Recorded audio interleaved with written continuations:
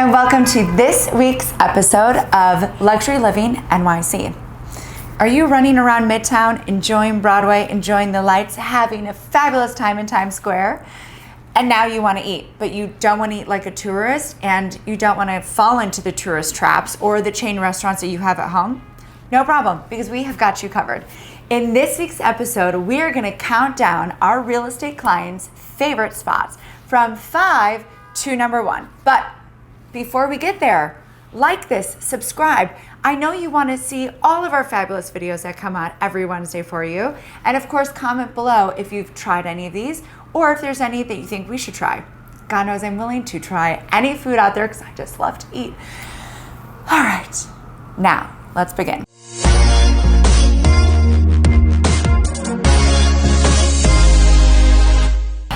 Now, let's start with number 5, Lilies. So Lilies is a beautiful Victorian establishment, and to be honest with you, I think part of the reason why it's on this list is because it's such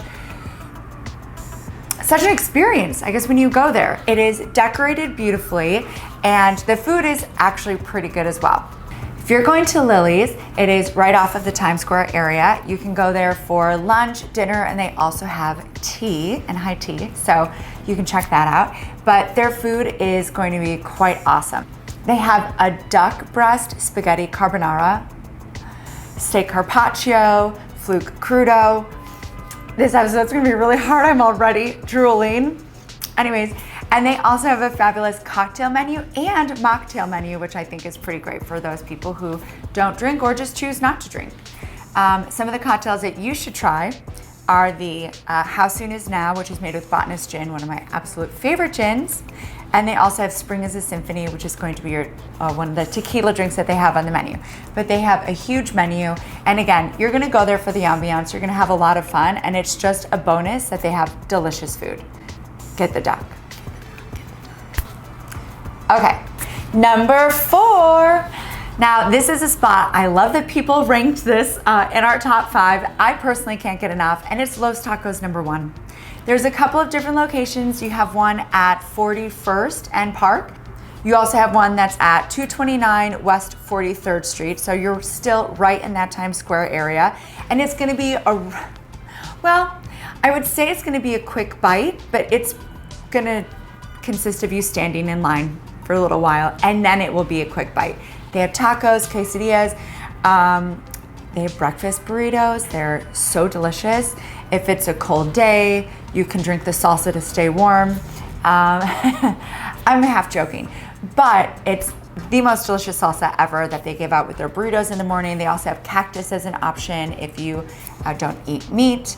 And yeah, it's just absolutely delicious. Oh, and also, if you don't want the bread or the corn tortillas, because they have flour or corn, they actually do, it's like, I don't know what they call it, but it's like just cheese, basically, that they melt, and then they use that as a taco. What? But it's delicious.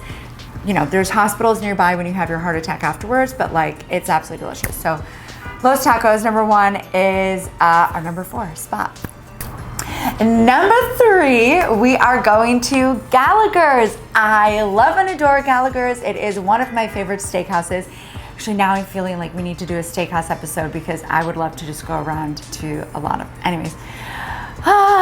Okay, so you'll know Gallaghers because you enter and there is their dry rub aged meat room as you enter. Yep, I got it. Everyone there, it's like super old school New York, right? It's like all of your lifers are your servers. The bartenders are fantastic. And it is some of the best steak in New York City, hands down. And again, it's on 52nd Street. So it's right off of 7th Avenue. Just take a left onto it. It's gonna be on the south side of the street if you're coming out of Times Square. Stop when you hit the meat room. Yeah, it's divine. I highly suggest that you start with a martini with blue cheese stuffed olives, or a twist if you don't like olives or blue cheese. Then you have to go straight with your seafood, right? Classic steakhouse style. You're gonna have to get your oysters, your lobster, your crab meat, your shrimp. I'm drooling. This is a really hard episode. And then go in for your steak. get a dry, they have some rubs that are really good on it. Their steaks also, I love the blue cheese one. They have a lot of different toppings that you can put on it if you want. I think I have to go there after this. Their salads are fantastic. I really like to get their cream spinach on the side. Yeah, their fries are also really good. So Gallaghers, numero 3. Last, really quick note though for Gallaghers, don't wear shorts. Nope, and then if you are wearing a hat, they will make you take it off. So maybe don't go there like before a Rangers game or something. Yeah, just so you know. Number 2, this place is fantastic, Indian Accent. So Indian Accent, I think, has one of the best addresses out there. They're at 123 West 56th Street. I don't know. We're real estate, so I always look at that kind of stuff. Anyways, Chef Manish started Indian Accent, and just to give you an idea of how unbelievably talented this man is, he won #1 chef in India a few times. He's also won like top chef in the world multiple times. He is absolutely brilliant, and I think his idea with Indian Accent is really to bring Indian food here, right? But make it just a very inventive approach. It's a little bit more modern, I guess. So if you initially think I'm not a big Indian food fan, don't count out Indian Accent because it is absolutely phenomenal.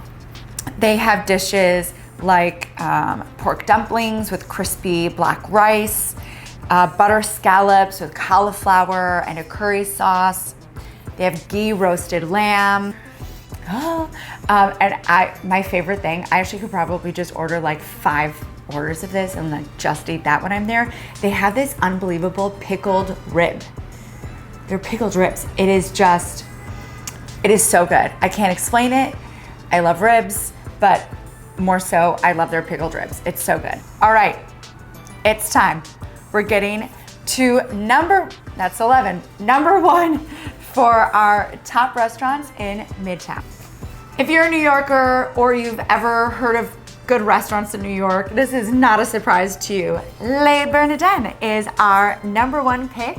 Thank you to our clients in Midtown Manhattan. So siblings Maggie and Gilbert Lacose in Paris actually started a restaurant in 1972.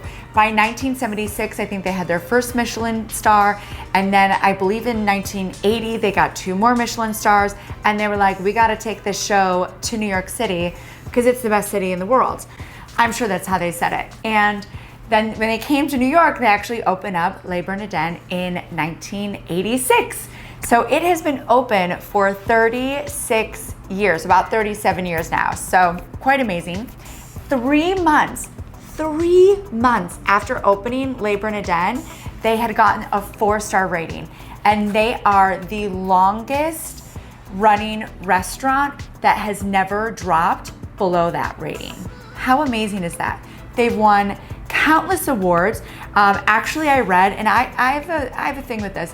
So I read that in 2008, the New York Times ranked La Bernadette as having the best meal of 2008. I would like to know how to get that job. Do they just like run around the city every day eating food, and then at the end of the year, they're like, this was the best meal of the year? Do they get paid to do that, or is this volunteer work? New York Times, I'm just saying, it could be my side gig. I'll make it happen for you. I digress. So Les Bernadette, you may have guessed it, is a fantastic French restaurant. They have a chef's tasting menu. This month, actually right now in their chef's tasting menu, to give you an idea, they have tuna tartare and sea urchin toast. They have a poached lobster with grape fennel salad. They have warm scallops with osteria caviar sauce on top of it. They have a sauteed langoustine with a petit maché salad and wild mushroom truffled mousseline. Oh my gosh, it's unbelievable. I will say though, it's not the easiest place to get a reservation because it's obviously divine. You don't have to do the tasting menu. They also have a vegetarian tasting menu, and since it's not the easiest place to get a reservation, one thing that you should know is they opened up a lounge not too long ago.